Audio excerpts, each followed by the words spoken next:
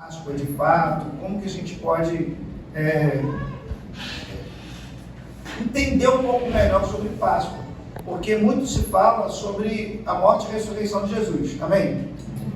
Mas Jesus morreu e foi, ressuscitou na festa da Páscoa. Então essa festa já existia quando Jesus morreu e ressuscitou. Estão comigo ainda? Só para a gente começar a ter um pensamento a respeito disso. E eu coloquei lá, paixão de Cristo. Porque a palavra paixão, embora para a gente é alguém que está enamorado com outra pessoa, apaixonado, a palavra paixão, no seu significado mais raiz da palavra, significa dor. Porque quando a gente se apaixona, dói, né? Quem é casado sabe o que eu estou falando. Não entendeu? Então, mas a paixão é algo que dói, né? Tanto que em inglês a palavra dor significa o quê? Pain, né? Dessa raiz latim, de paixão. Pain, paixão, né? Ser pai também é dolorido. Você não sabe. Acho que pai de menino é mais dolorido ainda. Só para você saber. Mas aí a gente vai conversar um pouquinho e eu vou trazer alguns textos para a gente começar a refletir a respeito da Páscoa, amém? O primeiro texto que eu quero convidar você a abrir, em Êxodo 12.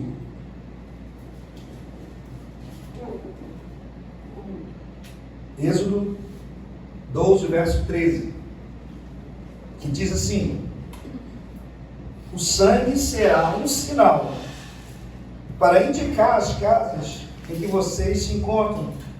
Quando vir o sangue, passarei por vocês, e não haverá entre vocês praga destruidora, quando eu ferir a terra do Egito. Bom Deus, eu te peço que tu fale conosco, Senhor, que eu seja um instrumento teu para trazer à luz a tua palavra, que essa reflexão possa ser profunda em nossos corações, que a gente possa entender, Senhor, o verdadeiro sentido da Páscoa, o verdadeiro sentido da celebração da sua ressurreição. E eu te peço, Senhor, em nome de Jesus, que eu seja esse instrumento. Perdoa, Senhor, todas as nossas falhas como igreja, como pastor, como homem, para que nós possamos, ó Deus, desfrutar da revelação intensa e profunda da tua palavra. Eu te peço isso em nome de Jesus. Se você crê nisso, diga amém. Amém. Então, eu preciso que você entenda que a primeira Páscoa, que foi esse texto que está se falando, foi no Egito. A primeira Páscoa, ela aconteceu no Egito. Como assim, pastor? Eu vou tentar ser o mais breve possível, só para você entender a história. Inclusive, eu acho interessante que quando eu conto a história assim, dinâmica, igual eu vou contar agora, o meu professor da faculdade de teologia, ele falava assim: rapaz, você tem que ir para Jerusalém comigo contar essa história desse jeito. Porque é um resumo do resumo do resumo. Vamos lá. O homem peca no jardim, no Éden, e aí ele se separa de Deus. Deus está distanciado do ser humano. O homem não tem acesso a Deus, mas Deus continua amando as pessoas. E ele quer de alguma maneira se relacionar, mas ele não consegue lidar com o pecado. Porque o salário do pecado é a morte. Se você pecar, Adão, se você comer desse fruto, certamente você morrerá. Então, o fruto do pecado, o salário do pecado é a morte. Se você pecar, você morre. Só que o ser humano, ele continuava pecando e Deus precisava de uma maneira de ele voltar a ter contato com a humanidade. Então Deus idealizou o sacrifício de animais, uma vez por ano, com a intenção do sangue inocente desses animais pagarem o meu pecado que sou corrupto. Está claro aí? Chega um momento que Deus chama Abraão para começar esse plano. Vamos sacrificar os animais, mas Deus chama Abraão. Abraão não podia ter filhos, como todo mundo sabe, mas na sua velhice ele teve Isaac, que quer dizer sorriso a palavra Isaac, a minha alegria. né, a alegria de Abraão. Então, Abraão, Isaac. Isaac teve 2 filhos. Alguém lembra os nomes? Esaú e Jacó. Né? Lembrando que Esaú nasceu primeiro, com a mãozinha de Jacó segurando na sua canela. Né? Tinha alguma treta deles no ventre lá já. Aí nasceu. Só que o filho que era herdeiro de todas as coisas era Esaú. Mas Jacó, ele queria muito se tornar herdeiro das bênçãos que o pai tinha para liberar sobre ele. Então ele enganou o pai, né? Vestiu pelo de ovelhas e tal, né? Porque o pai estava um pouco cego, e aí ele chega na presença do pai, com aquela diferente do irmão, né? E o pai acaba sendo enganado e abençoa. Esse filho, Jacó, por ele ser enganador e essa coisa toda, ele meio que perde a amizade do irmão. Ele enriquece, mas teve um dia que ele falou assim: cara, meu passado está me corroendo, eu preciso voltar a ter intimidade com meu irmão. Quando ele volta para esse relacionamento com o irmão, que é Esaú, ele deixa tudo do outro lado do rio, toda a riqueza dele, e aí ele vem para o outro lado do rio, deita sobre uma pedra, lá ele tem uma visão, né, de uma escada, anjos subindo e descendo por aquela escada, e ele acorda dizendo: Deus estava aqui e eu não sabia. E Jacó, né, segurou, não deixou. E aí ele disse: me dá a minha vez para depois subir. Nesse episódio, o anjo toca na articulação da coxa dele, e ele fica manco, mas Deus muda o nome dele. O nome dele era Jacó, agora se chama Israel. Agora então, Isaac tem um filho chamado Israel. Foi Deus de Abraão, Isaac e Israel. Daí a palavra israelita, né? Para quem não sabe, Israel. Lembrando que Israel, ele teve 12 filhos, correto? Que são as 12 tribos de Israel. As mais conhecidas: Levi, né? Judá, né? Enfim, tem outras, são 12 tribos, né? Dan, Gad, mas só para a gente ilustrar aqui. Davi, ele era da tribo de Judá. Jesus era descendente de Davi, que também era da tribo de Judá. Quando que aconteceu essa Páscoa? Quando Jacó, né, que no caso ali agora estava com o nome de Israel, ele tinha os filhos, dentre esses 12 filhos dele, tinham uma treta entre o mais novo e os outros 10, que era José. José, ele teve um sonho. E às vezes a gente precisa ter cuidado quando a gente fala o nosso sonho para as pessoas, porque tem gente que não entende o sonho que Deus dá para a gente. Então, Deus deu um sonho para José, José contou para os irmãos odiaram José por causa do sonho. Na verdade já tinha uma rixa, mas acirrou mais, a ponto deles venderem o irmão. Vendeu para quem? Para qualquer um que passava na estrada. Por coincidência, era Potifar, né, que era um dos generais do faraó. Correto? Estamos comigo na linha do tempo? Abraão, Isaac, Israel, José. José foi vendido, e agora José, ele está na casa de Potifar, a mulher de Potifar, conhece a história? Aí, José disse: não, foi preso, foi para a cadeia, lá na casa do faraó, né? Chegou na casa do faraó, ele teve a revelação dos sonhos das pessoas que estavam lá, do copeiro e do padeiro. Lembrando que o copeiro voltou para a casa do faraó para trabalhar e o padeiro morreu. Isso fez com que o copeiro soubesse que José era bom de revelações. Quando o faraó, 2 anos depois, caramba, esqueceram de vir na cadeia, 2 anos, né? Eu falei para o cara, quando ele saísse daqui, falava de vir para o faraó. Ele falou, 2 anos depois, o faraó teve um sonho, chamou todos os sábios. Ninguém conseguia desvendar qual é o sonho, até que o copeiro disse: olha, conheço um cara bom de sonho aí. Quando eu tive problema aí, ele disse exatamente o que eu sonhei, foi exatamente o que Deus fez. E aí, José agora vai na presença de Faraó, porque o sonho de Faraó era: tem 7 vacas saindo do rio Nilo, gordas, fortes, saudáveis. Só que também desse mesmo rio saía 7 vacas magras, mas esqueléticas, e ela engolia, devorava essas vacas gordas. E aí, Faraó, sem saber qual era o significado do sonho, pergunta para José: José, o que é isso? Aí José fala: olha, essas 7 vacas gordas são um tempo de fartura, que o Egito vai plantar e a terra vai estar boa, ela vai dar muito fruto, vai frutificar muito. Só que vai vir 7 anos de fome, tão forte ou mais forte do que as vacas gordas. Esses 7 anos de fome vai devorar tudo aquilo que vocês construíram ou plantaram durante esse tempo. Então, o Faraó foi e perguntou para José: José, o que a gente deve fazer? José falou assim: olha, eu acredito que vocês devem fazer um celeiro maior e estocar o máximo de comida que vocês conseguirem durante esses 7 anos das vacas gordas. E quando chegar a época da fome, a gente vai ter comida estocada para a população não morrer de fome.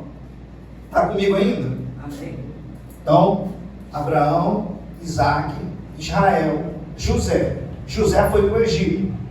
A família de José passou fome. Por quê? Por causa da vaca magra. Você lembra da vaca magra do sonho de Faraó? Veio as vacas magras.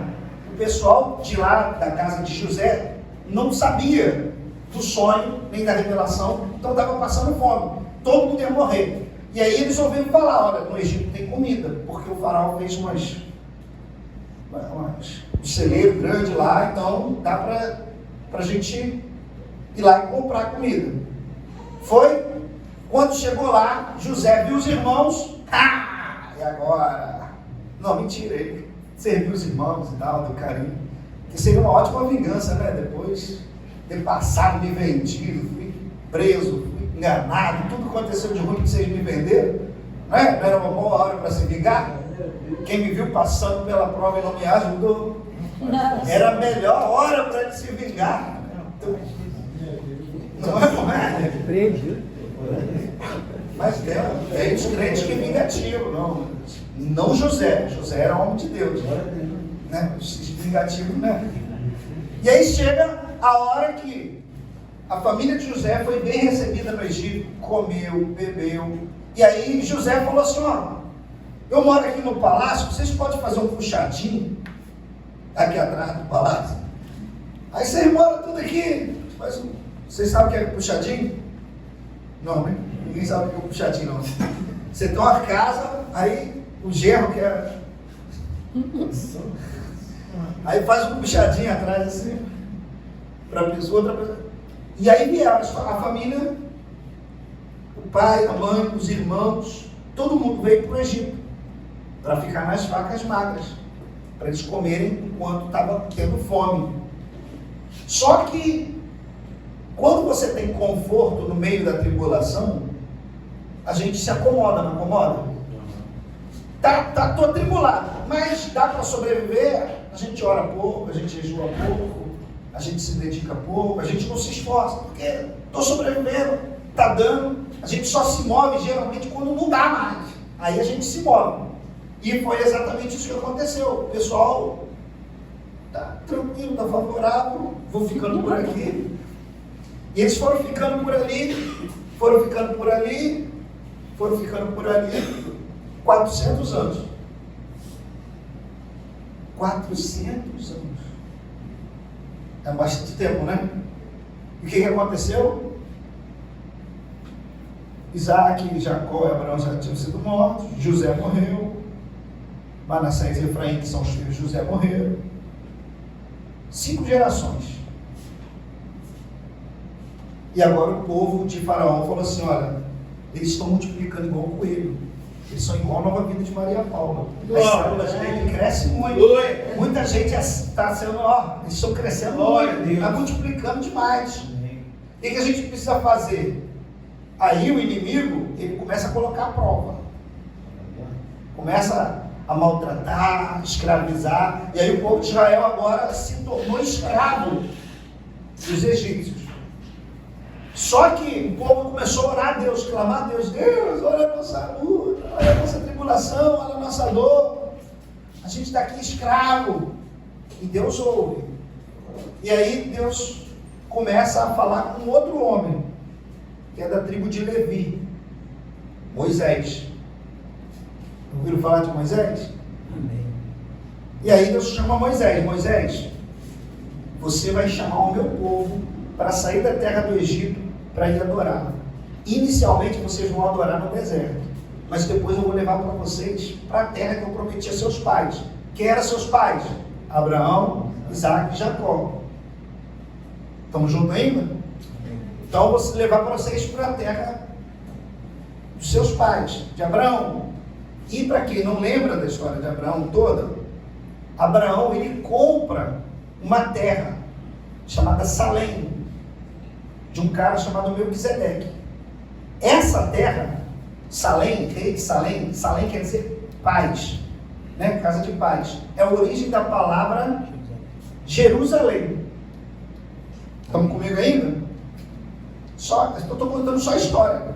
Claro que cabe muita coisa para a nossa vida hoje, mas só para a gente saber exatamente como que foi a Páscoa. Deus promete a saída deles. Só que Moisés fala para o faraó: olha, vem cá, então, conversa aqui contigo. Deus falou para eu levar o povo de Israel todinho, mais ou menos 1.500.000 pessoas, para sair daqui do Egito. Seus empregados, diga-se de passagem, eles estavam ali como um puxadinho, vocês lembram? Então eles estavam trabalhando no Egito. Eles não eram escravos, não deveriam ser escravos. E Faraó começou a escravizar. Então eles deveriam receber uma paga pelo trabalho, né? Quem trabalha não quer receber salário? Ninguém, gente. Alguém aqui gostaria de receber salário no final do trabalho? Opa, glória a Deus. Imagina você trabalhar e não receber.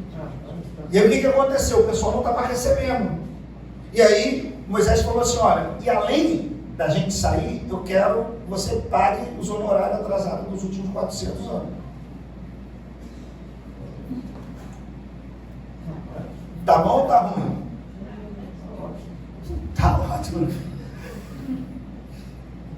O faraó disse: não, você tá doido? Olha minha cara, sou o faraó, o Deus na terra. Que era assim que o faraó se intitulava, tá? Deus na terra. Eu sou Deus na terra. O seu Deus, ele não está aqui na terra. Chama ele lá no meio que a gente bate um papo e a gente resolve. Moisés falou assim: rapaz, você não sabe o que você está mexendo. Você brinca com o diabo, mas com Deus você não brinca não, você é doido. E aí, Moisés, ele fala assim: olha, então Deus vai te botar à prova, cara. Eu não queria disso não, mas cada vez que eu voltar aqui vai ser um negócio mais terrível que o outro. A água se converteu em sangue, né? Quem conhece as 10 pragas?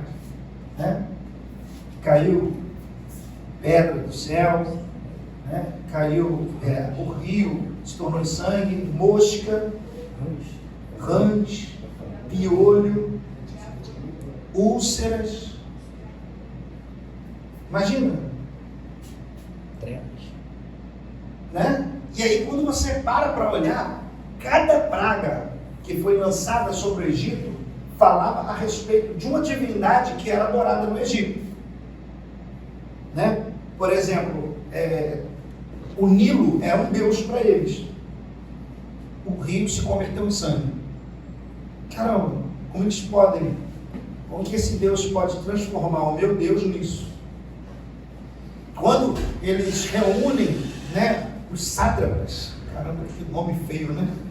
Que eram os sacerdotes egípcios para tentar desvendar os sinais que Moisés estava realizando, Deus falou assim: então bate com o seu cajado na terra e a poeira, o pó da terra vai se tornar e virar piolho. Isso os sátrapas não conseguiram fazer, porque o diabo só consegue imitar os sinais de Deus, mas ele não consegue gerar vida, ele só gera morte. Nem uma vida pequenininha, do tamanho de um piolho, eles não conseguiam gerar. Você está entendendo o que Deus estava fazendo no Egito? Quando parecia, né, impossível aquilo que parecia ter saída, Deus disse assim para Moisés: olha, a última praga que vai fazer com que Faraó libere todos vocês vai ser um anjo destruidor que vai passar em cima do Egito. E ele vai matar todos os primogênitos, todos os primeiros filhos. De tudo. Da casa, por exemplo, na minha casa tem meu pai, minha mãe e eu. Eu sou o filho mais velho. Tem o meu irmão também. Se o anjo da morte eu tivesse no Egito naquela época, eu morreria. O meu pai também morreria, porque ele também é filho mais velho.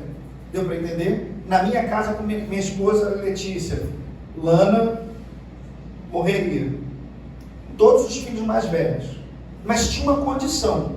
Não só as crianças, né? Não só os filhos, mas também os animais, né? A vaca teve 5 bezerrinhos. O primeiro filhote daquela vaca morreria.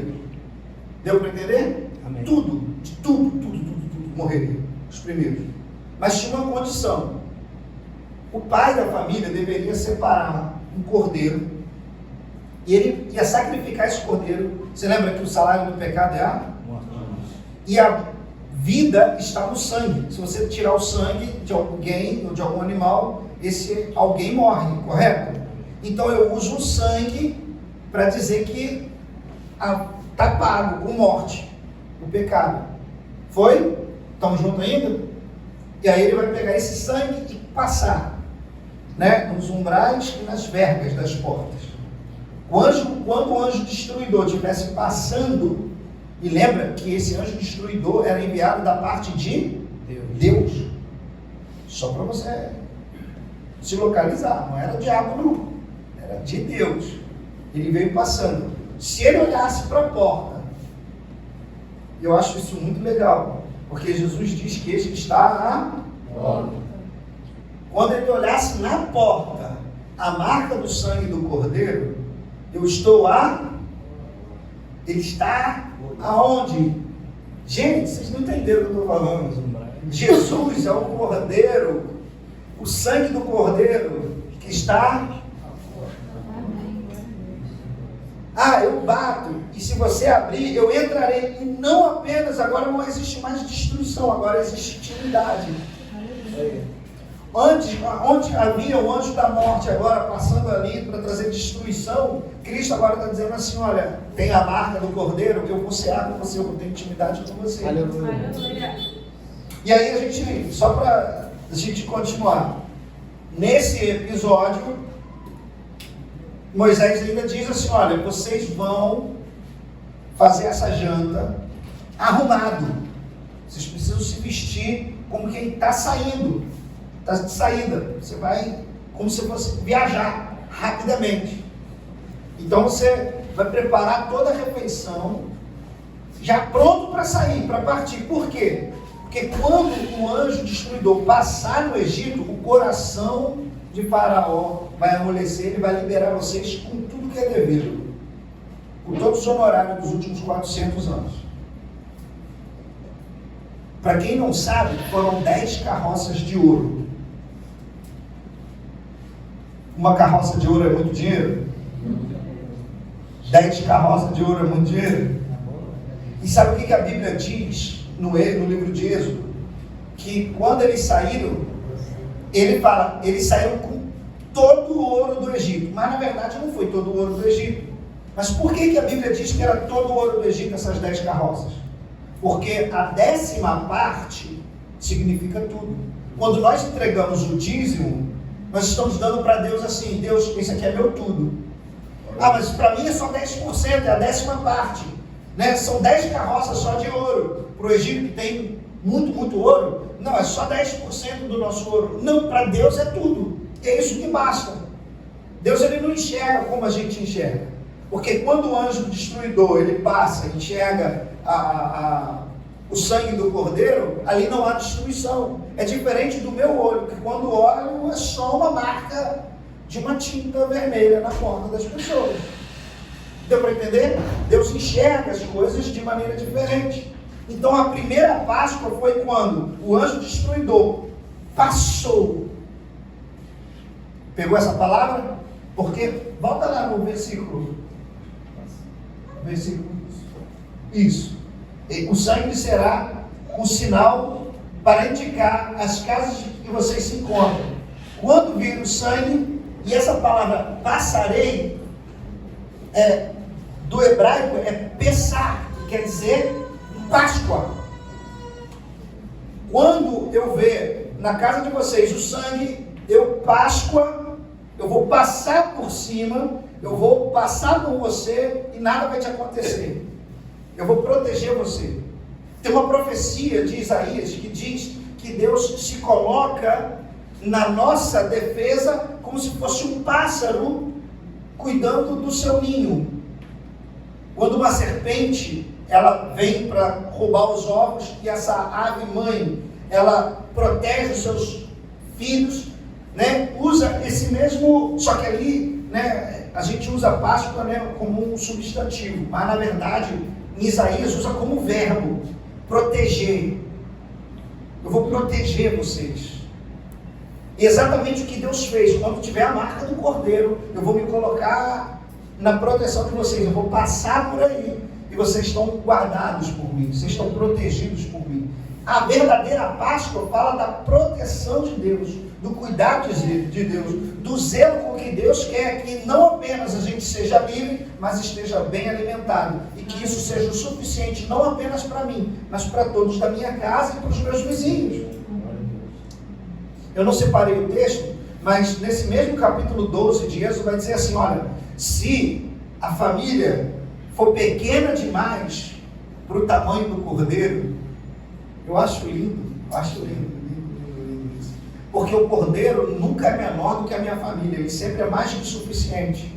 Eu posso compartilhar ele com meus vizinhos, eu posso compartilhar ele com outras pessoas, porque Jesus é mais do que suficiente para mim.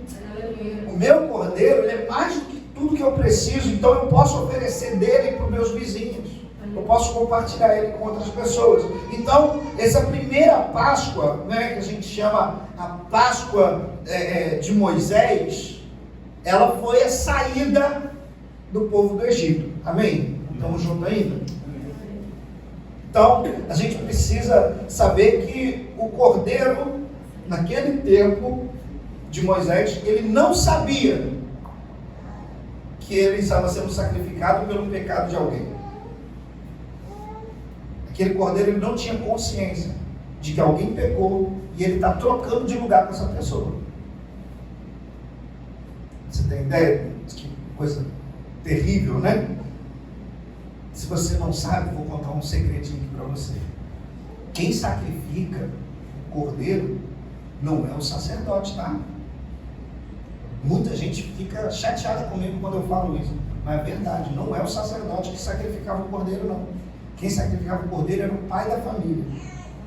Só que tinha uma observação para se fazer. O cordeiro precisava ser macho, de 1 ano de idade, e ele tinha que ficar 15 dias dentro de casa, para a gente observar se ele era perfeito mesmo, se ele não estava cego, se ele não estava surdo. E como que eu faço para saber que ele não está cego?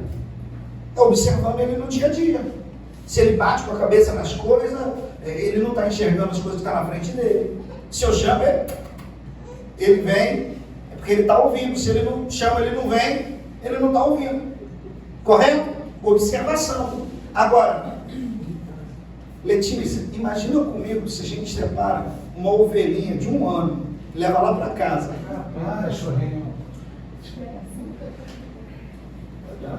O que ia acontecer? Maria ia andar no cabrito,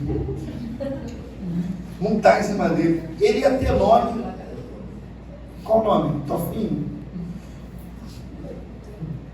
Tem que olhar para a cara. A gente se apega ao bichinho. 15 dias, as crianças dá nome. Agora ele é da família. O Fline. Né? E aí, imagina comigo, 14 dias, as crianças brincando com ele, né? Manu, imagina. Coitado do pai. E aí você, depois de 15 dias com ele dentro da sua casa, na sua casa, convivendo contigo, você observando ele todos os dias, viu que é perfeito. E aí você chega para a sua família e diz assim: olha, a gente pecou, e agora o teu filho vai morrer. O que Isaac ia fazer?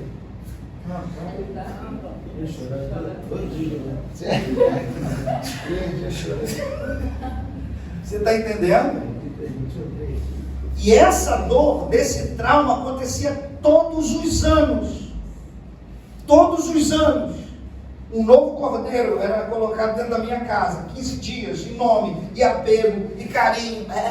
Estou indo.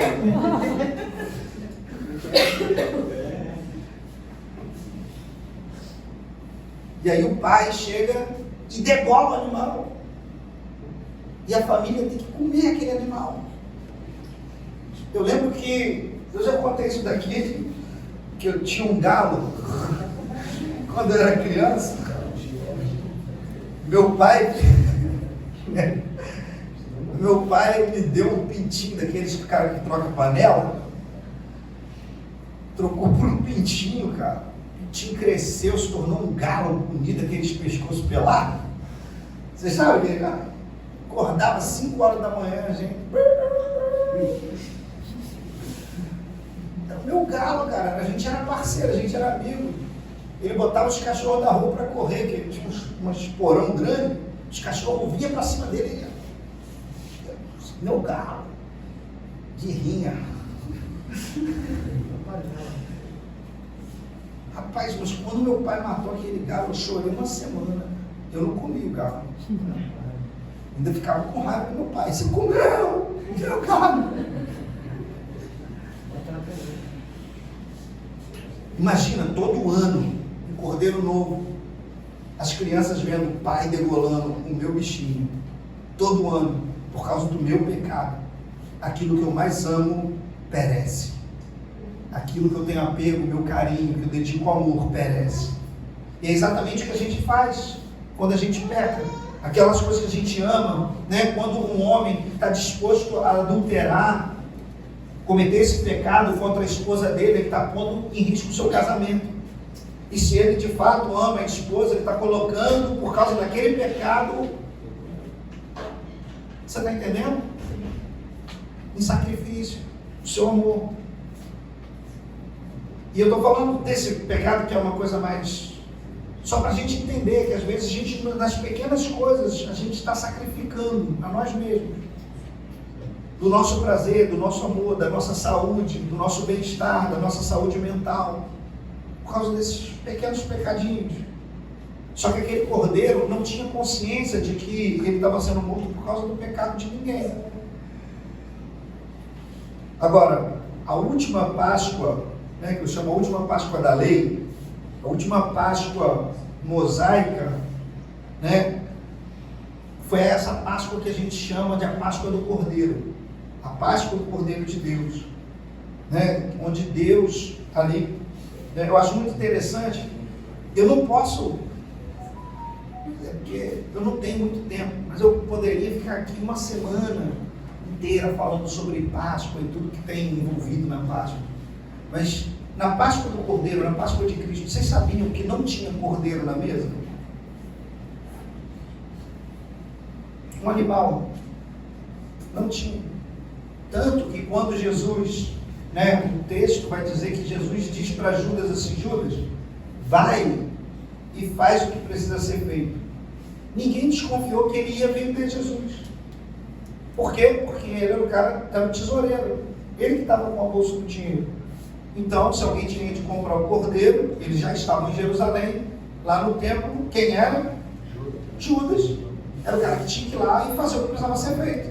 Jesus diz: vai e faz o que precisa ser feito. Mas quem já estava na mesa já era o próprio Cordeiro de Deus. Aleluia. Glória a Deus. Isso é forte. Isso é forte. Você está entendendo? Eu acho legal a gente falar, porque assim, foi a última Páscoa do modelo mosaico, mas foi a primeira Páscoa que a gente estava celebrando agora com o Cordeiro de Deus. Aleluia. Onde o Cordeiro, ele entende que está trocando com o meu e o seu pecado. Eu acho lindo que tem uma canção que fala, né? Ele pensava em mim, ele pensava em ti, pensava em nós e nos via redimidos por teu sangue. Você tem noção que Jesus, quando ele estava ali no momento de passar por aquela provação, por aquele cálice, ele sabia, né? Pode passar o próximo slide aí. Ele sabia o porquê ele estava sendo sacrificado. Por isso que ele disse: Pai, se for possível, afasta de mim esse cálice, mas eu sei o porquê que eu preciso passar por ele. O Emanuel precisa de salvação, o Rafael precisa de salvação, o Nelson precisa de salvação, a Letícia precisa de salvação.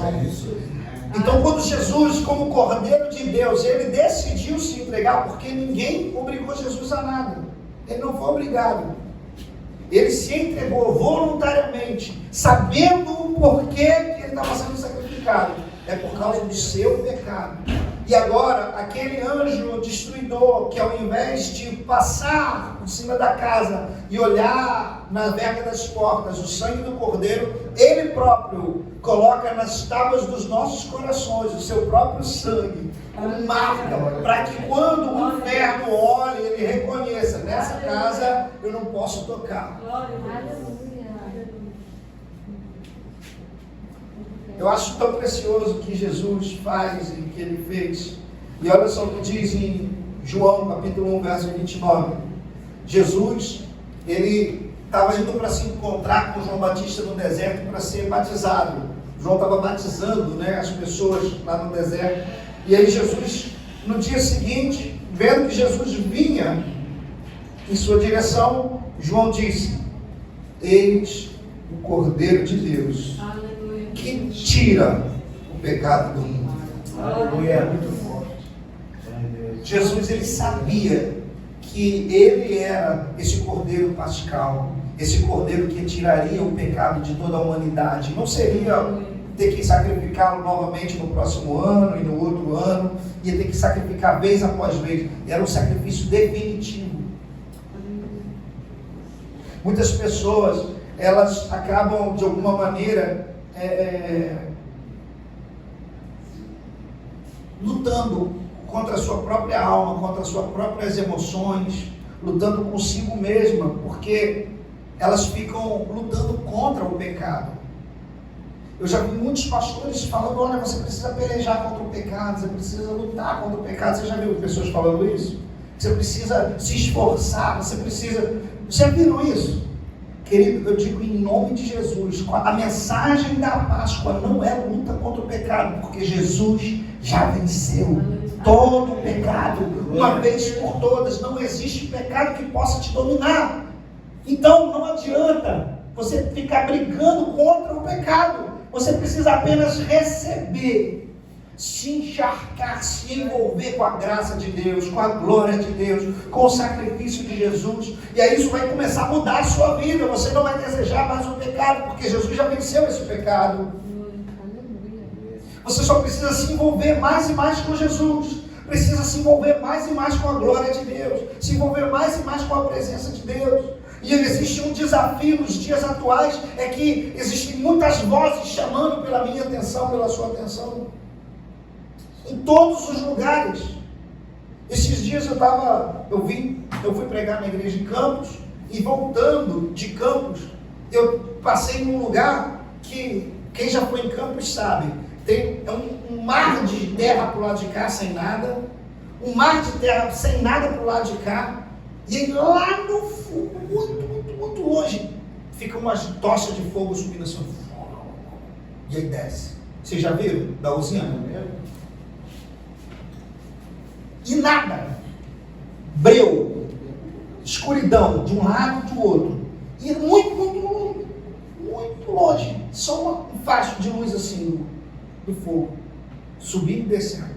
Eu fiquei pensando: rapaz, como é que pode, num lugar tão vasto quanto esse, nada para chamar minha atenção? Porque você anda em Alcântara, São Gonçalo, meu irmão, placa luminosa, gente gritando,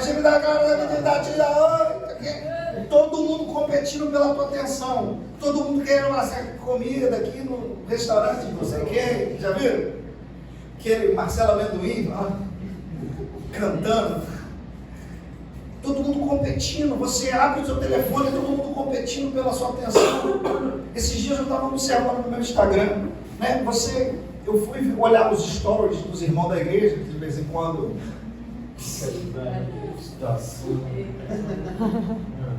Aí eu estava observando, era um story, um patrocinado, outro story, outro patrocinado, porque as pessoas pagam para que você veja a propaganda dele. As pessoas pagam pela sua atenção, pagam pelo seu like, pagam. E quando nós deveríamos estar dando atenção, a nossa atenção, devotando a nossa atenção a Cristo. A nossa maneira de vencer a nossa carne, eu quero deixar bem claro para você que Jesus, quando ele fala sobre vencer a carne, né, que a carne é fraca, vocês conhecem essa passagem? Quando Jesus fala isso, ele está ouvindo exatamente aquilo que ele queria ouvir.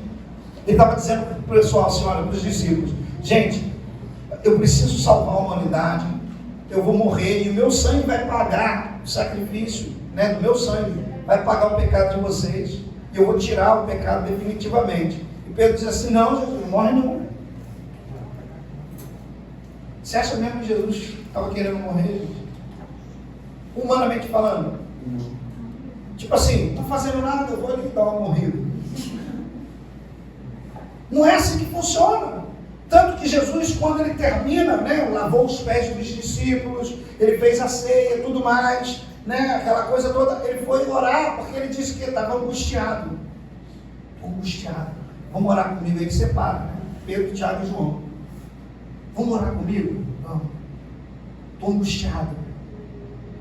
E aí ele chora, ele transpira como se fosse sangue no Getsemane. A Páscoa do Cordeiro tem a ver com o sofrimento intenso do nosso Cordeiro, porque ele tinha consciência do nosso pecado. E sobre o pecado de toda a humanidade ele foi castigado.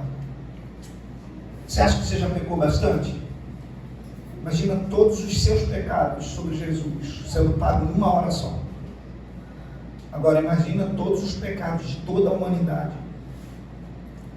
E aí você pode estar se perguntando assim, pastor, como assim? Estou falando, imagina quando você acha que existe muito bandido, que rouba celular, que sequestra, que estupra criancinhas, toda sorte de maldade.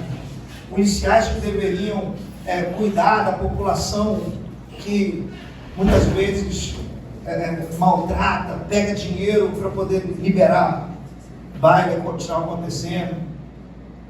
O pecado dessas pessoas todas, sobre um único homem, em um único momento,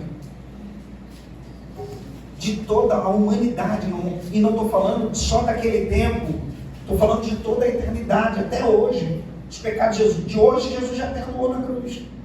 Ah, pastor, mas e as pessoas que ainda vão nascer? Pode ser que tenha alguém que ainda vai nascer, que seja terrível. Pode ser que Jesus volte agora. Eu torço por isso, para que esse microfone caia e a gente suba para a glória junto com ele. Mas até que Cristo venha, Jesus já perdoou todos os pecados, e a gente não precisa ficar brigando contra o pecado, a gente precisa só receber o sacrifício de Jesus, me encharcar da vida, porque nós somos chamados da morte para a vida. Pode passar próximo aí.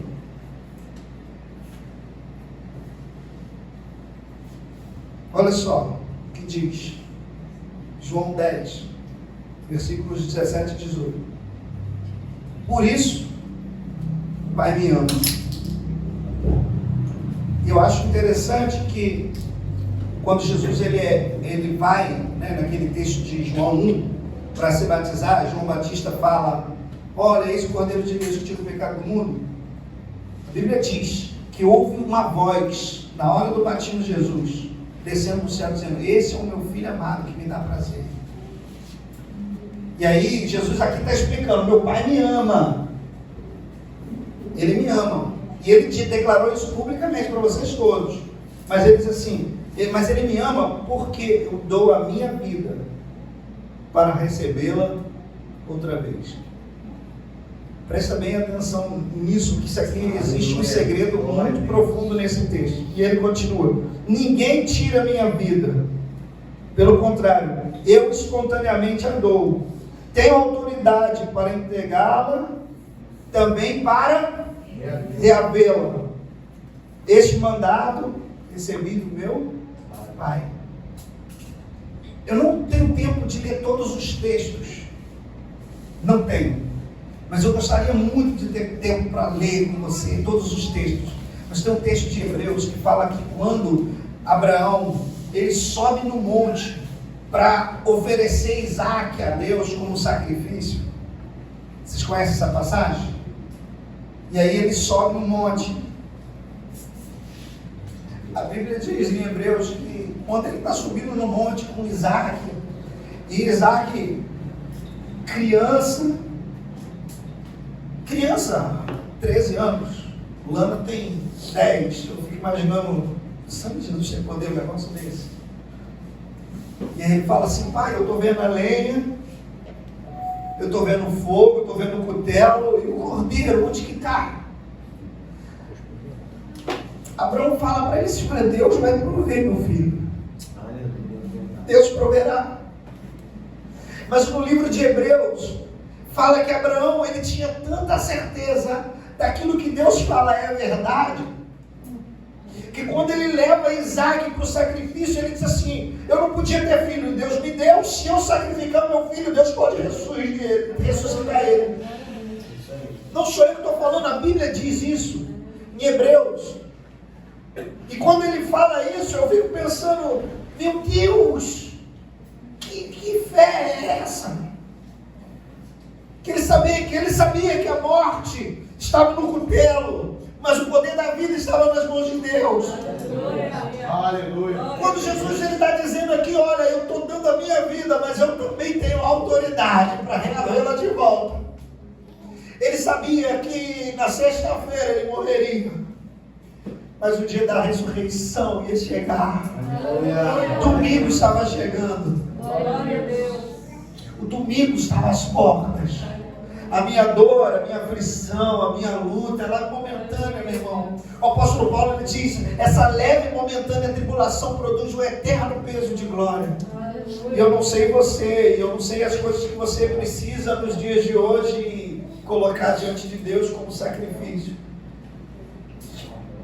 Mas uma coisa eu sei: que Deus é poderoso para fazer mais do que aquilo que a gente está pedindo ou pensando, porque é o poder dele que opera em nós. Deus é muito poderoso. Só quero encerrar essa reflexão trazendo 5 características de Jesus como Cordeiro de Deus. Primeiro, era um sacrifício definitivo.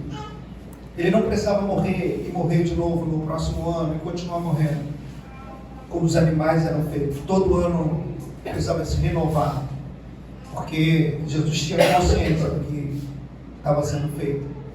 Para quem não sabe, Jesus ele passou 14 dias sendo observado. E domingo passado, o domingo de Ramos, onde Jesus entra na cidade para ser observado pelo sacerdote, ele não foi encontrado defeito dele. Jesus é perfeito. É o santo. Você tem noção da injustiça que foi cometida por sua causa? Como que Deus foi injusto com alguém que era perfeito e 3 vezes santo, para que você e eu fôssemos alcançados?